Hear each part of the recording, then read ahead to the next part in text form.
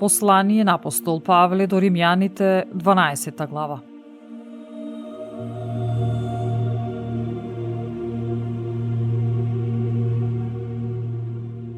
Браќа, во името на Божјото милосрдие, ве молам, подајте ги телата ваши во жртва жива, света и благоугодна на Бога, како ваша духовна богослужба.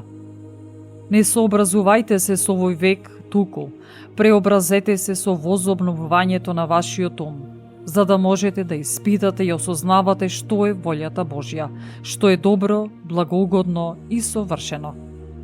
Зашто заради благодата што ми е мене дадена на секого од вас, му кажувам да нема за себе повисоко мислење отколку што треба да има. Туку нека има за себе поскромно мислење за да расудува според мерката на верата што Бог на секоко му ја одмерил.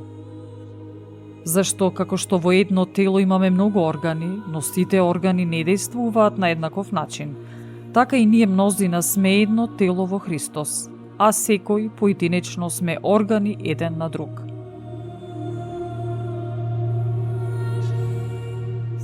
Според дадената благодат имаме различни дарби. Ако е тоа пророчка дарба, тогаш нека биде во сразмерот со верата. Ако е тоа дарба за служење, нека служи. Ако ли пак тоа е дарба за поучување, нека поучува.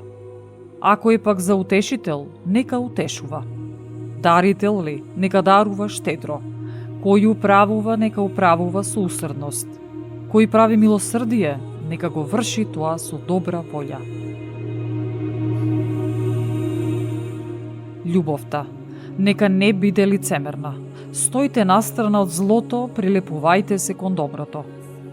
Со својата братска љубов сакајте се срдечно едни со други. Надпреварувајте се во почитување еден кон друг. Во усрдноста да не сте колебливи. Бидете со горлив дух, служете му на Господ. Радувајте се во надежда. Во маката бидете трпеливи, а во молитвата постојани. Помагајте им на светиите во нивните потреби. Трудете се да бидете гостопримливи. Благословувајте ги оние што ве гонат. Благословувајте ги и не ги проколнувајте. Радувајте се со оние што се радуваат и плачете со оние што плачат.